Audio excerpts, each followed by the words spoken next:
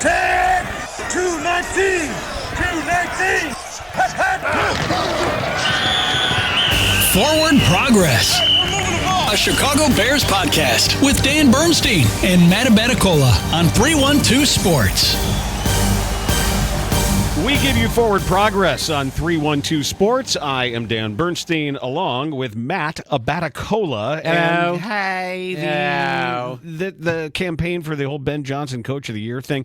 Remember when I said that this is going to be the one? You go to Baltimore and you win that game, you get that boost. Yep. Well, it didn't happen, but now it's an interesting coaching test. I think this is fun. I think in the first year of a guy about whom we're this excited, it's cool to watch him coach a little bit. And that's where my focus is this week, because he knows they got knocked back. They were feeling themselves a little bit. They got their little heat check. They had the 4 wins in a row. And when Tyler Huntley up and beats you like that, and you end up hurting yourselves in a game where yesterday as we're sifting through, and it's tough to find things that we can designate as positives, then you're hit with injuries. Let's see now. Let's see what happens now. Another very winnable game for the Bears coming up against the Bengals. Yeah, what did the Jets put? How many points on them? 37, 38, somewhere in there. I mean, it was an upper 30. I don't know what the exact score was, but they won that game with Justin Fields, who was basically released and fired and shit all over by Woody Johnson. It was bad. And it was real bad. I bet Woody Johnson would be well served with some kind of public apology. To do something, for sure. How simply just I mean, he really went out in a way that I've never seen an owner go out about a player before. Yeah, and to try to undercut your head coach as well. And good for Aaron Glenn to keep doing what he wanted to do as the head coach. And then I'm really glad for Justin Fields, as much as I thought they wouldn't win that game, and I laughed at you for even having that idea of making that as a pick. I'm really happy for Justin Fields. I've always, it's funny. We have these sport plaques, pictures of an athlete with a little thing, and and a nice wood plaque that the boys picked out. Like they have one of Shaq and Michael Jordan, and Hank has one of Khalil Mack. Jackie has one of Justin Fields hanging in his room. And we just recently switched rooms around, and I said, "Hey, do you still want to put this up?" He said, "Well, yeah."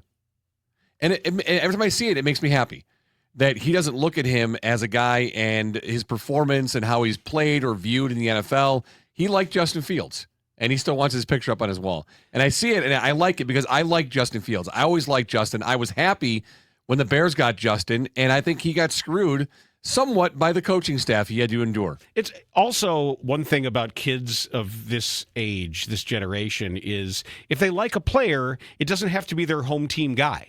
They can just keep liking a player because they like the player. They know that uniforms change. They sort of bake that in to everything that it might. Oh, yeah, that wasn't like when we were kids. I mean, no. Yeah, you got to a team and you were on a team. When Harold Baines got traded, I was in college and I felt terrible when Harold Baines got traded. It's like, well, what do you mean? He's not supposed to be in another team. Well, not only that, if guys were to leave, it pissed you off to see him in another uniform. Remember the Jim Edmonds calls we took when he came to the Cubs? I'd rather they lose with Jim Edmonds than win with it. Like, oh, come on, man. Like, some of that stuff was so dumb. I mean, I was a little meatballing on. I didn't want. Oh my God, Jim Edmonds? Hell no. I don't remember you being meatballing about it. I didn't like that at all. Yeah, there's some guys like McMahon going to the Packers. Mongo in a Packers uniform. It's just there's certain things that just don't certain time feel in your life, right? I think things have changed because my situation's a little different. Where my kid is just still now going to go get a Pistons Javonte Green jersey, and when somebody likes Javonte Green that much, and I think he's the only person. Well, I noticed on his Instagram page, I'm looking, and it says Javonte Green fan page. I think it says 5 Javonte Greens. Oh my God, is what it says.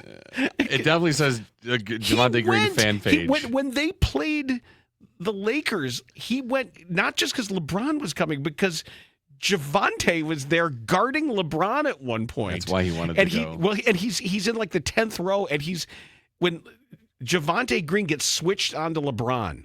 It's on his Instagram, I think. Yeah. He's like, get him, Javonte! Come on, Javonte! And he steals it from LeBron. That's great. And takes it. He's like, yes! I texted him. He's like, Dad, I think my life has made it to its pinnacle. So that's it. It's all downhill from there. Right. But Ben Johnsson does have an opportunity this week to kind of rebound from that game. The whole team does, obviously. And still now, 7 games in, we're still hearing from Ben Johnsson talk about the things that he can do better as a head coach. And I think we've discovered that some of those areas he's done that to cover up for the team in certain units and maybe particular players. But he also needs to get better at times. And I think he's learning, and I like the term the lower half, bottom part of the red zone, how to call plays. And I think he got kind of duped a little bit this week against the Ravens, that the defenses he was expecting to see inside the 10, he didn't see. And when he's not seeing those things, it makes it harder for him having a game plan going in. I'm going to call X, Y, and Z. When I see this, they don't see it. That puts the onus on the quarterback at the time to make the necessary adjustments or to see something different that you initially would see with the expected defense that's not there now. And we know that he doesn't see things as quickly as he needs to. And this comes down to scripted plays, a scripted plan versus unscripted. Yeah. Versus just making sure you can ad-lib and you can yes and. Yeah. And, it's interesting. I want to go back real quick before we get into some audio, because I have some Ben audio to play for you and then Drew Dalman. And then I think we're going to get on the same page, and we'll turn the page. We got to get on the same page. But no, my goal is before this ends for us to get on the same page, and then we'll look ahead to week 9. But if we're not on the same page, it's going to be weird because I'm talking week 9, you're still talking week 8. What if I'm in the top of the page and you're in the bottom of the page? We have to be in the exact same part of the page. Well, they don't say that. They just say be on the same page, which might, oh my God, you might have just unlocked something. Maybe they are on the same page. They don't realize that there are different sections of the page. Anywho, we've got some Ben Johnsson audio to get into. One thing I want to get back to is that interception that Caleb threw. And we'll have a clip from Ben as well on that. But I want to go back. When I said yesterday that both things can be true, that it was a good read, and he maybe should have had a different read, not the one that Ben wanted him to. It was a good read. You're right in the fact it was just pure timing. If he throws that ball, I mean, who was Rome, right? He makes his break. He literally took 5 or 6 steps. The ball wasn't out. The ball's got to be out. The ball wasn't out. That was wide open. It was a good read. It was a late throw. Yeah, it was a good read. So I'm going to give him that because he was wide open. He made that break, and if he throws that ball 2 seconds sooner. And one other note, watching that Chiefs game last night, which I don't know when I'm going to stop betting against the Chiefs. I don't know why I just keep doing it to myself because eventually they're not going to be good again. Eventually, right? Yeah. But Pat Mahomes is just, and I'm not saying anything new here. He's so fucking good. An alien. And yeah, you can have a quarterback hold the ball for 4 or 5 seconds when you have a fucking offensive line that blocks like a motherfucker, because that's what they do. They block so well. And I'm surprised to not hear Joe Buck or Troy Aikman talk more about the play of the offensive line. And I get it. Pat Mahomes gets all the spotlights on him. And look at his vision, look at his vision, look at his vision. He's got great fucking vision. But when you have 5 or 6 seconds, you can have really good vision. Yeah, ask him about that same vision when he was playing the Eagles. Right. Like you can have great vision when you're able to take your time and scan when every guy's being accounted for and no one's getting on your ass. And he's very mobile. He can step up. And yeah, I'm not taking anything away from him. The guy has great vision. He's got pilot-like vision. I mean, he could be in Top Gun tomorrow. And he sees things all over the field. But it helps when you have an offensive line like that. Forward Progress, as always, is brought to you by Church Brewing, New Buffalo's brewery, pizzeria, in a historic church. Wood-fired Neapolitan pizza, small batch craft beer, brunch every day. Visit beerchurchbrewing.com. All right, let's get to some Ben audio. He met virtually with the media yesterday. I want to start just with his opening comments, which leads us into the current injury situation for your Chicago Bears. We got to play a cleaner game. Complement each other better. We had good field position on offense a number of times, and we simply didn't score enough points. We have to eliminate the penalties. We're shooting ourselves in the foot way too much, and we got to be more efficient in the red zone as well on offense. I thought defensively we came out and we played well for the first, call it 3.5 quarters.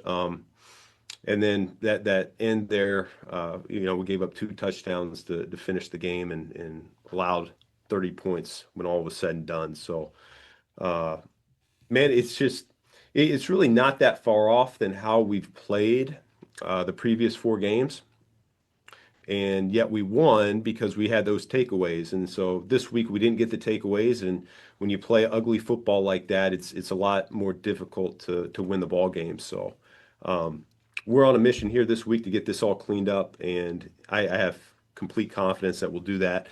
Injury-wise, we've got Dom Robinson is going to be out for a few weeks here with the high ankle.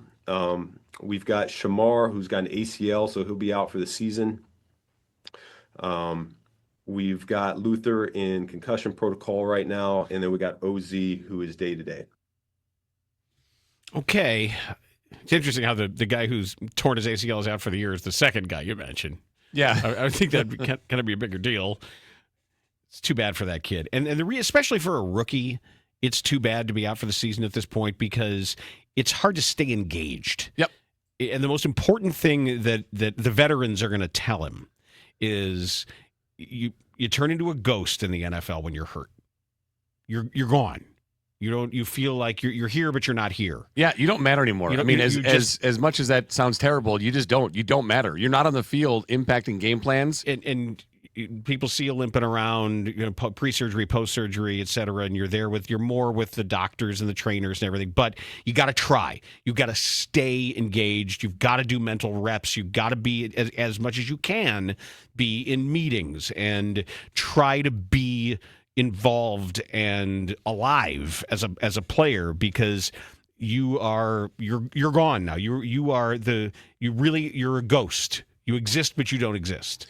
Yeah, and Ben, you heard Ben talk about the penalties, the red zone efficiency, the two main things that came out of that game. We talked about them at length yesterday, and just run a recap here. What Ben just said. We're on a mission here this week to get this all cleaned up, and I have complete confidence that we'll do that.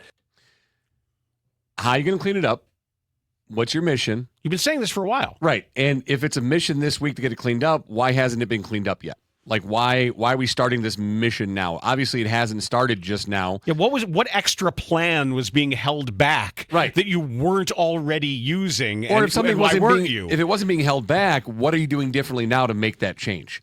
And obviously, the only thing that we've heard from Ben yesterday and Sunday was putting it on the players. It's on the leaders. That's the first time he said, all right, it's on them. We've done enough. He pointed at the locker room, essentially. We've beat that drum. Us coaches have done everything we can. It's on them now to fix it. And before we go any further, I thought that was a big deal. I thought he was telling us to help him fight his battles, to help him this is how a coach uses the media. That I remember, coach puts it on players. That's a big thing.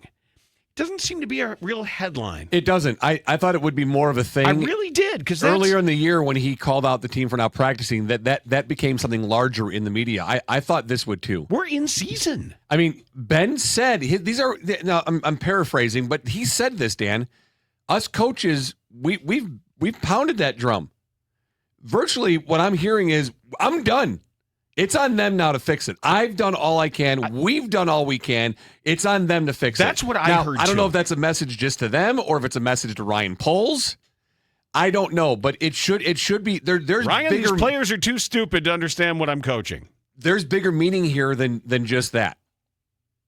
He's not. I'm not saying he's giving up or he's done doing his job, but he's saying, I've done everything I fucking can. You guys need to start doing something different now. I think to put it in different words, not that you're wrong. I'm not trying to Dan-splain this, but there's only so much I can do. I think that's what he's saying. Yeah, no. I think he's saying, like, I get it. I know it's my responsibility. I know I'm in charge. There really is only so much I can do to make them stop. Well, no, he's right. And I'm glad you said that because it takes me back to being a 12U football coach. Like I tell the guys, we tell them this, there's the same things we're telling over and over and over. And I find myself saying, I can't be out there with you on the field.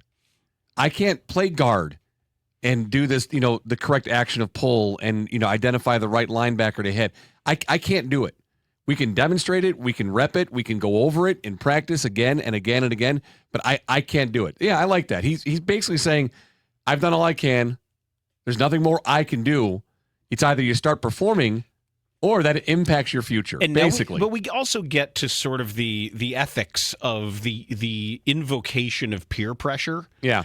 And when a coach does that, when a coach expects players to police themselves, you've got to really trust that it's going to be done the right way. I think you have to have a certain awareness and understanding of, and I think trust is the key word, that things will be handled properly, that the right messages will be sent, because there are some locker rooms where that can turn really ugly fast. And a professional one shouldn't, but I would worry at the high school level, certainly, about saying, well, I trust my guys, my presumed lieutenants, my capo regimes in there. They'll take care of business for me. They know what coach wants, and I don't have to see the sausage get made about how we get people in line in this locker room, Yeah. Yeah, no, I get it. I get it. We're on a mission here this week to get this all cleaned up, and I have complete confidence that we'll do that. I hope so. I mean, he has confidence that they'll do that, and I hope they do. I hope they're able to work it out, and I hope that the team leaders get the right players in the right places to do the right things, and everything that needs to be executed is executed. Again, I'm not asking for flawless. I get it. Penalties happen. Guys make mistakes. They're human athletes. I understand. But you're at negative 279 net penalty yards, and the second team is negative 142, and they've played one more game than you have. Can I add another aspect to, if I'm trying to channel Ben Johnsson here? Okay. I'm hearing something else. What do you? All right. I'm getting something else. I'm getting not just I've done everything I can do when it comes to the penalties. Wait, hold on. And I'm so busy with Caleb Williams right now. Let me work on the quarterback. Quarterbacks are my thing. I'm a quarterback. When you hired me, it was all about the quarterback. Our success or failure is still all about this kid. I only have so much bandwidth. I am all in on trying to fix Caleb Williams. I don't want to worry about offsides and false starts and neutral zone infractions and encroachments and illegal formations right now. Let me just handle Caleb Williams. Yeah, and I don't think I like that, and I don't think he's saying anything at his coaching staff here. I think the coaching staff is probably like, Coach, we're doing everything we fucking can. There's nothing else we can do. Like, we go over it, we rep it, we talk about it. Have they thought about a sticker chart? What do you mean? Like for kids with their chores. Oh, they should start doing stickers on helmets. You can't do that in the NFL. Oh, you can't? No, but you could just just ads? Sticker chart. Maybe they can get, like, what's a big sponsor for, who's on the mic flag? Abbott, I think. Maybe they get Abbott stickers. And it needs to be part of their advertising plan. But sneakily can be, you did well today. You didn't have any false starts. You get an Abbott sticker. There were teams, I think the Rod Marinelli loaf thing was an actual chart where you'd get loaf. Oh, seriously? Oh, they do that. Try a sticker chart. Then he went, wait, did he wrestle a bear too? No, who wrestled the bear? Rod Marinelli. It was Rod, right? Yeah, okay. Not every week. Oh, no, he did. Every week. That's why they went 0-16, right? He was too busy. Where's Coach at? He's not at practice again? Yeah, he's wrestling the bear. Huge scratches across his face. That wasn't a bear. That was Terry Boers. Hey. All right. So then we asked yesterday any positives in this game. And we said there were no positives to be found. Well, Ben Johnsson sees things differently, Dan. So here's Ben Johnsson. He was very efficient with the football there early in the game. I thought he had a number of throws that were on time. We hit a couple in breakers that was encouraging to see as well. We were explosive in the passing game. I want to say overall we had 11 explosives. 9 of those were in the passing game. So I thought he did a good job delivering that football. There's a couple that is, as we talked about, that need to be automatic here at this point halfway through the season that we missed on. And so we're going to keep on working through that process. And I think we're going to be in good shape. I did think he took a step forward here this week. All right.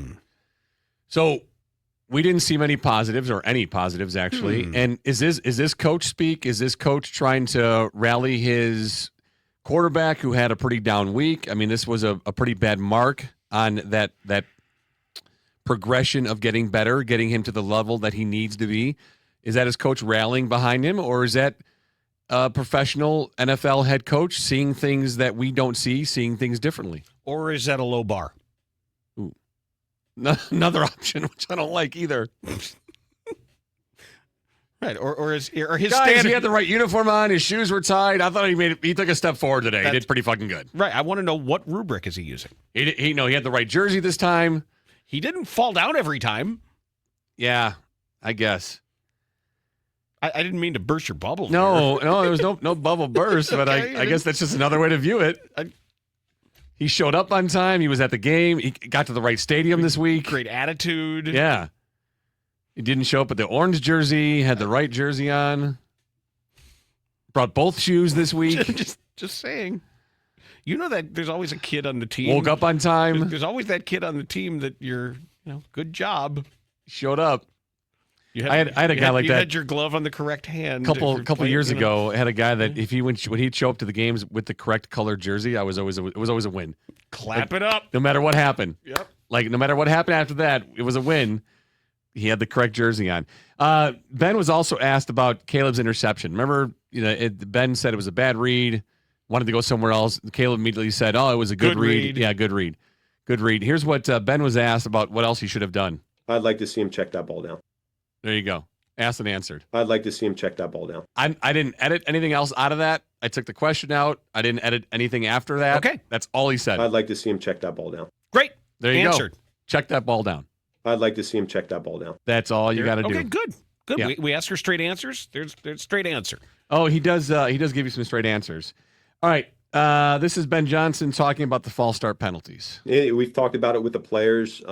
We'll certainly make sure that they understand, especially now that we lost a game and the penalties were a big culprit as to why we didn't have the success we wanted to. I think now it really opens Pandora's box up here where, hey, all hands on deck here. We got to get this thing fixed. And we've been harping on it as a coaching staff. And when it results in a loss, I think it just magnifies the issue that was at hand. That's not what the Pandora's box story is about. It's funny. I heard that, and the second time I listened through it, I'm like, Dan will have a comment about Pandora's box. Yeah, that's not I knew what that. It means.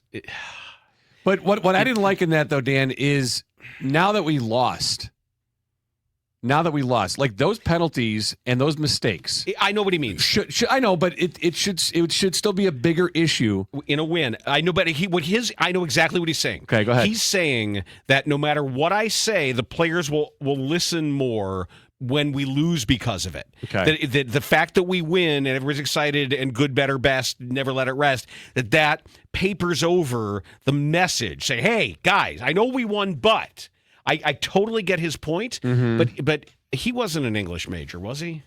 Or I couldn't tell you. I think it was like a computer science major or something, because a reference to Pandora's box is about something that you do that looks like it's no big deal, but you end up with horrible consequences.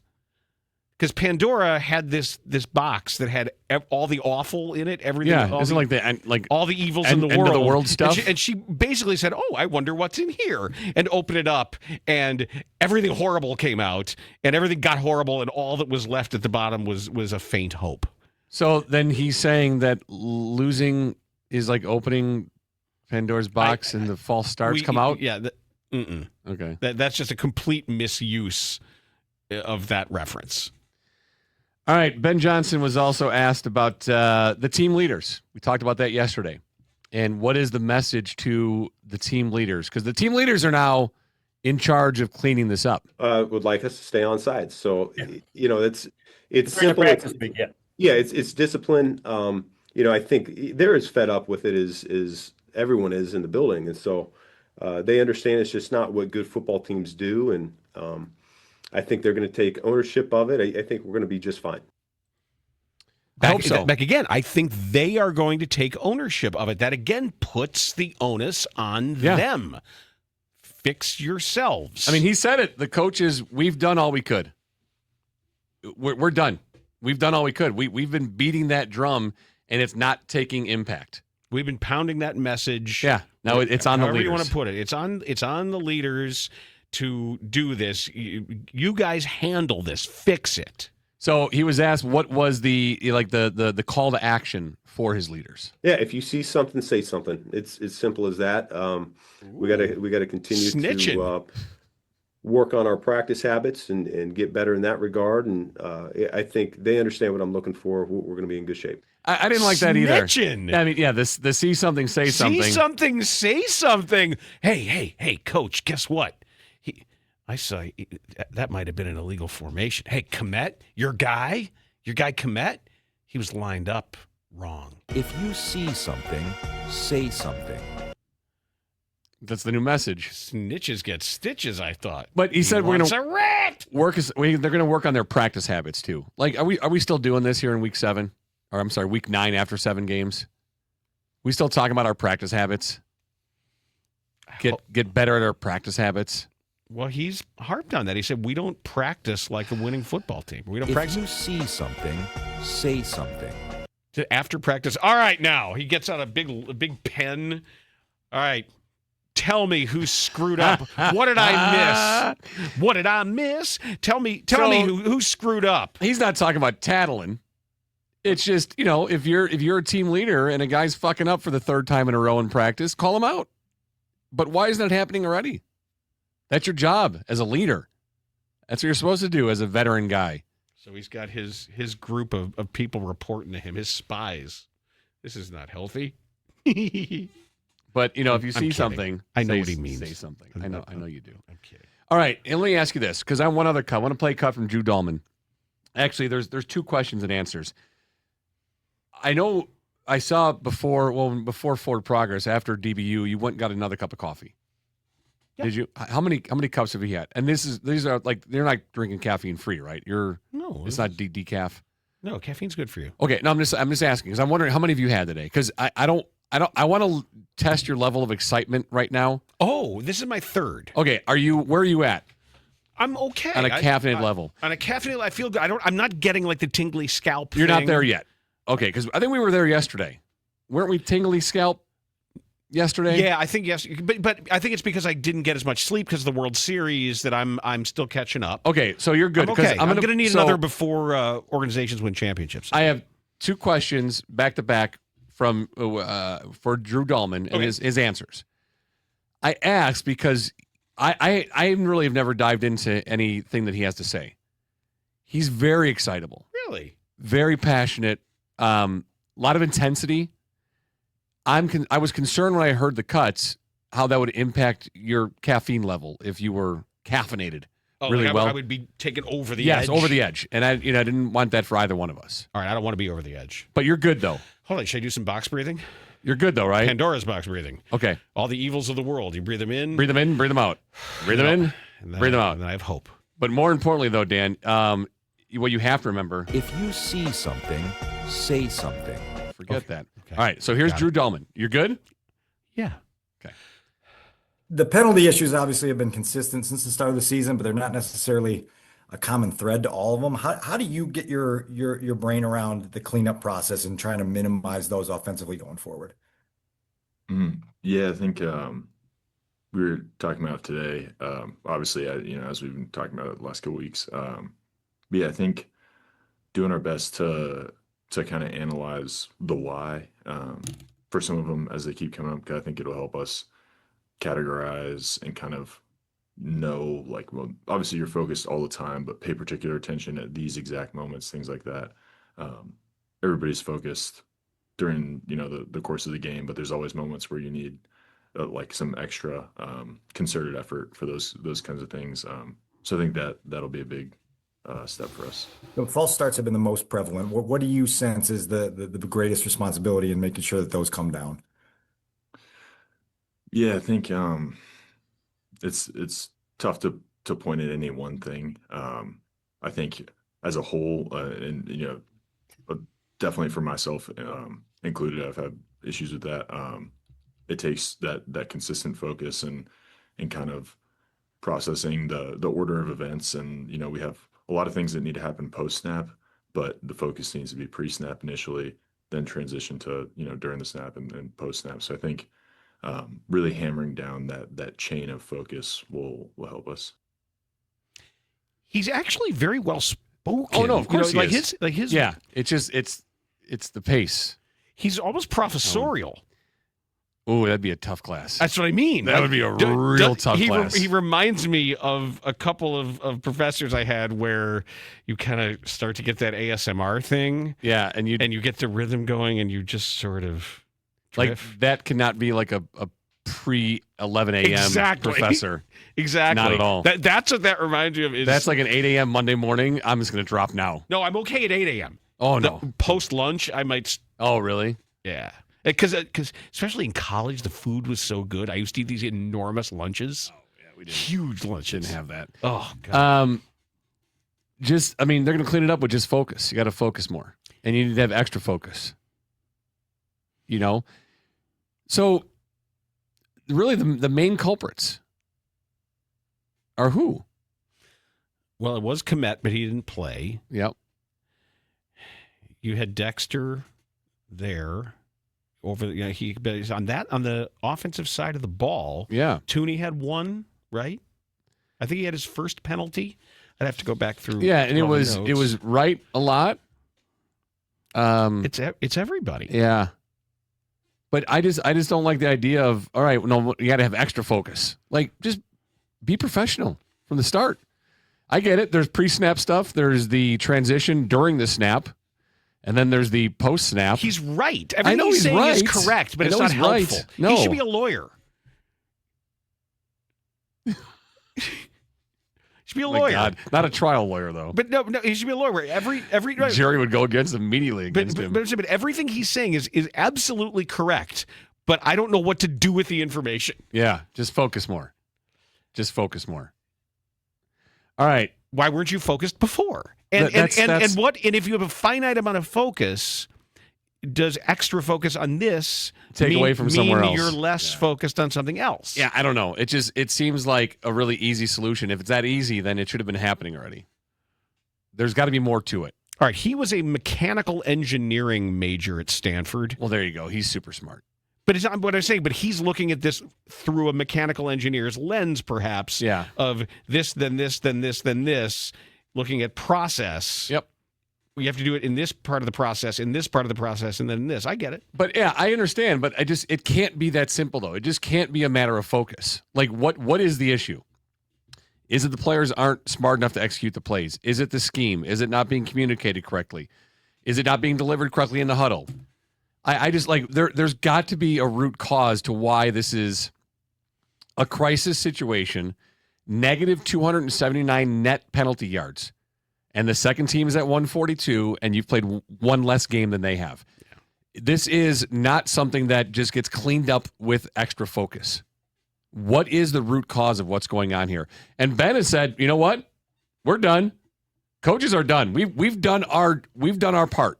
We've done all we can do. It's on the leaders now. Go clean it up. I mean, what you like next guy who commits one is cut during the game. Right. And every player who will be cut immediately during the game. I mean, it can't be that easy. It can't be that simple about just go ahead and focus. All right. I wish I could take all credit for this, but I can't. We had there was a listener who commented in YouTube, Matt Smith 8730. Okay. And he asked, did Ben Johnsson just order a code red? All right.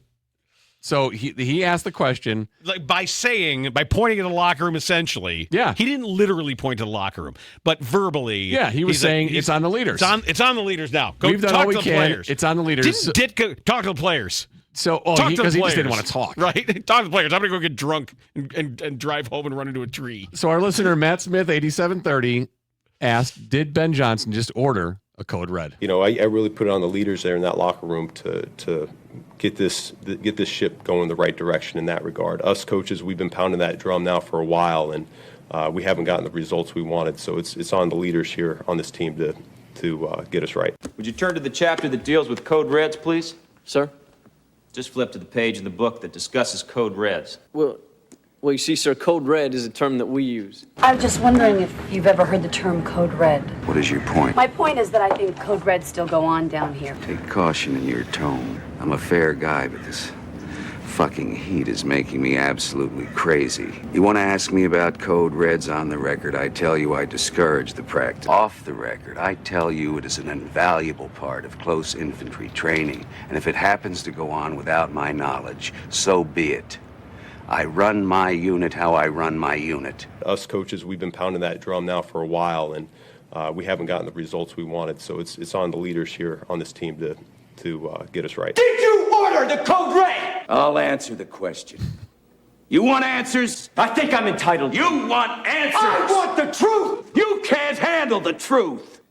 Did you order the code red? I did the job. Did you order the code red? You're goddamn right I did. You know, I really put it on the leaders there in that locker room to get this ship going the right direction in that regard. Us coaches, we've been pounding that drum now for a while, and we haven't gotten the results we wanted. So it's on the leaders here on this team to get us right.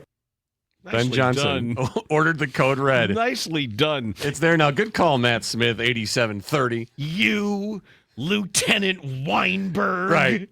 You, Bernstein. You, Bernstein. Oh, for sure. It would definitely be a Bernstein. I love how, because Sorkin wrote that to make it sound just seething, dripping with anti-Semitism. Who's going to do that? You, Lieutenant Weinberg. And they get a guy like Kevin Pollak, and like, you might as well have, put a tallis on him and had the long beard. like the beard's so long, it's like all over the table and down to the floor. So that's it. Ben Johnson's code red has been issued. Yeah, it's good. It is good. And there's a story apparently where the first take that they did when Jessup is being confronted and it gets broken, that there was an audio issue or something, or somebody stumbled, and Nicholson was like, "Oh, I can do it again. No big deal. I got it." Yeah, I've heard Kevin Pollak on an interview. He talked about that whole movie. Great in the scene. Interview, by the way. Yeah, just fantastic. Great interview. So good. Yeah, really, really good. He's funny. And do you like that movie? I would kind of say you're kind of... Yeah, I what I don't like about it is it's sort of like Slapshot. The number of people who go out of their way to not really understand the point of the movie and celebrate the wrong aspects of it. Like, yeah, Colonel Jessup. It's like, no, his hubris... His lack of understanding is what brought him down.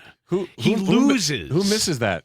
A lot of people. Really? It's sort of like people who think about Slapshot as this celebration of hockey violence with the Hansons. When I explain, no, it's a movie written by a woman whose brother played hockey, and it's her perspective on the stupidity and silliness of hockey fighting machismo culture. It's a satire. Yeah. So, but yeah, it's funny. People miss the point. Interesting. It's a well acted movie. I really enjoy it. My only problem with Sorkin is hearing the typewriter. It's so written. Oh yeah, it's fine. I mean, it was a play. It was a play, wasn't it? A play first. A Few Good Men. No. Are you sure? But it was. It's just amazing. Didn't Rob Reiner direct it? He did. I mean, it writes and feels like a play, though. I have to double check that, make sure that maybe I'm wrong on that. It's funny when I banged my keyboard. Yeah, I was in my email. Did you type something? No, I was in my email. Did you just send something you shouldn't have? I was worried about that because I just saw my email. I did it as a bit, and then I just saw in my company email.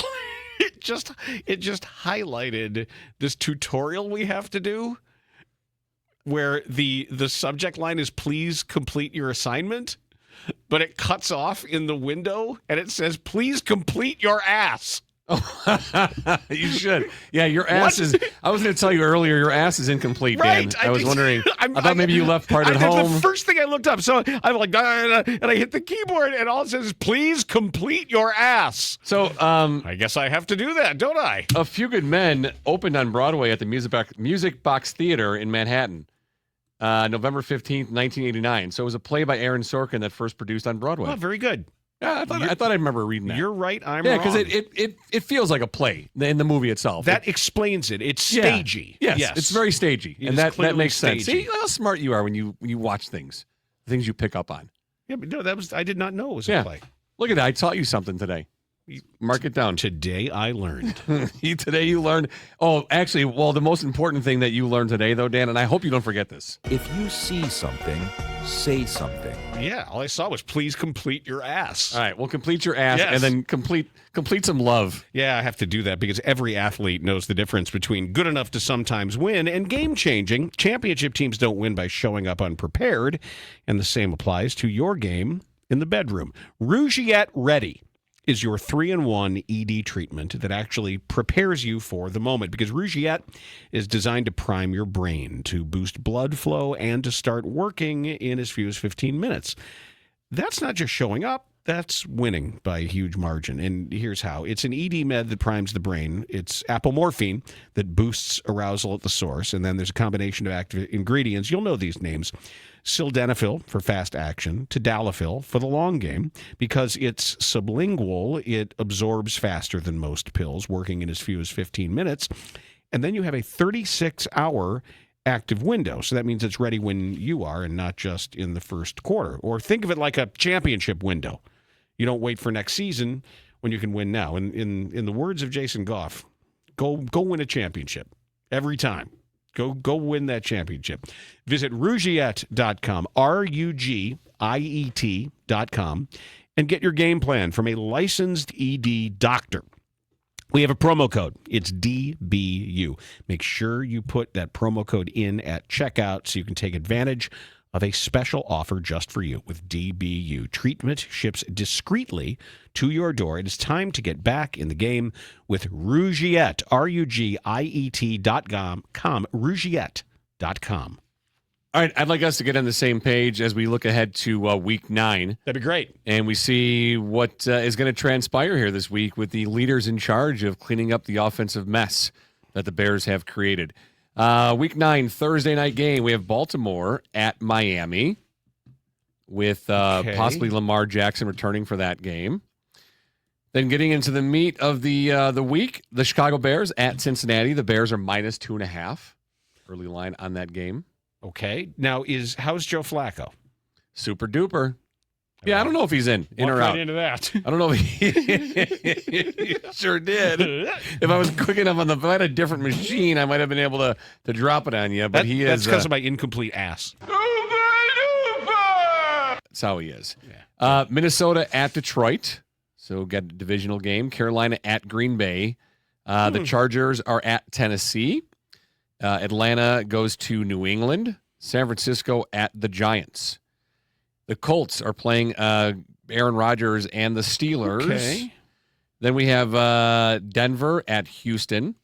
We're getting to our late games. Jacksonville at Las Vegas, which I'm hoping that's our regional game. That would be amazing to watch. New Orleans at the Rams. You have Kansas City at Buffalo. You saw that New Orleans is going to Tyler Shuck as their quarterback. Yes, now. Spencer Rattler. Not starting. Rattlenbog. Hey ho, the Rattler's done. So the Chiefs, coming off a win last night, go to Buffalo. Seattle is at Washington. And the Monday night game next week on November 3rd is Arizona at the Dallas Cowboys. Oh, yeah, not interested. A couple games there that are interesting. I want to see. Yeah, it's a better slate this week. Yeah, Colts and Steelers interest me. The Chiefs and Buffalo, of course. Hopefully that's the big game we all get to see. Would like that. Oh, yeah, the Seattle-Washington game's Sunday night football. So more Washington on an island game. And then, of course, the Minnesota Vikings at Detroit. Want to see Detroit motorboat those sons of bitches and take them out. And we'll be digging in deeper to the Bears matchup with the Bengals tomorrow. Don't forget, I got to get started on my top 10 Bengals. Yep. I got to get excited about that. We have top 10 Bengals on DBU Friday morning. We'll have a Bears guest for Forward Progress. We'll have a Bengals guest. If it's not a football Bengals guest, it'll be like a Bengal Tiger trainer, someone who can talk about Bengals. A lot of those big cat trainers are in prison. Well, we're on video. We can talk to anybody we want. Like I'm sure they get King, screen time in prison. Joe. Is Tiger King in prison? Yeah, he didn't die, right? So was the other guy was even worse. That Doc Antle. Doc Antle. Yeah, the big blonde-haired guy who fancied himself some sort of Hindu fake guru. Okay. Who had all the little concubines running around. And, oh, boy. Yeah, he went away. Yeah, I mean, again, people do get screen time in jail. So if it's not a football Bengal, maybe we can get a Tiger trainer on. Okay. Maybe Tiger Woods. Who knows? We'll see what we can get. That'd be a good get. Bengals on Friday. All right, this has been Forward Progress. If you enjoy the show, please subscribe. Go to the YouTube channel. If you're listening to Forward Progress, you should also be listening to DBU. Don't confuse the two. One, we talk about everything, including the Bears. The other is all Bears and NFL focused. Subscribe to both, like both. Someone asked on email the other day, what can I do to help the podcast out? You know what you can do is you can listen, you can subscribe everywhere, and you can tell your friends. Maybe you talk sports with people, but you never talk to sports radio. Do they know that we're here? Tell them. Say that you're enjoying it. We'd like to check it out. Yeah, I ran into somebody the other day because I really miss you on the scores. Well, guess what? Hey, hello. There you go. See, some people don't know. And So he's like, okay. Share that information. And my guy Bob at the Jewel. Yeah. My guy Bob works over at Lane Tech, who he was not on my list of people I thought would be pod savvy. He is, though. And I don't mean that as an insult. Bob's an old time dude. Yeah. You know, big, always wearing Bears stuff. He's an old Chicago old timer. And I saw, Bob, how you doing? Hey, Danny, how are you? And I said, I'm good. He goes, Bears reporter? Really love the podcasts. Really liking the pod. I'm like, hey, look at you, Bob. That's great. Yeah, it was fun. So tell people to listen. You want to check all the information out about 312 Sports, go to 312sports.com. That's really easy. All the stuff's there. Later this afternoon, there'll be a new OWC coming out. You can check that out for all the Bulls talk that you do want. And then we will 3-0 Bulls. The 3-0 Bulls. First place Bulls. Yeah, they're winning the goddamn Super Bowl. Bulls going to Super Bowl. That's right. All right, we'll talk to you tomorrow. Thanks for listening. It's Forward Progress here on 312 Sports. 10, 219, 219. Forward Progress. A Chicago Bears podcast with Dan Bernstein and Matt Abaticola on 312 Sports.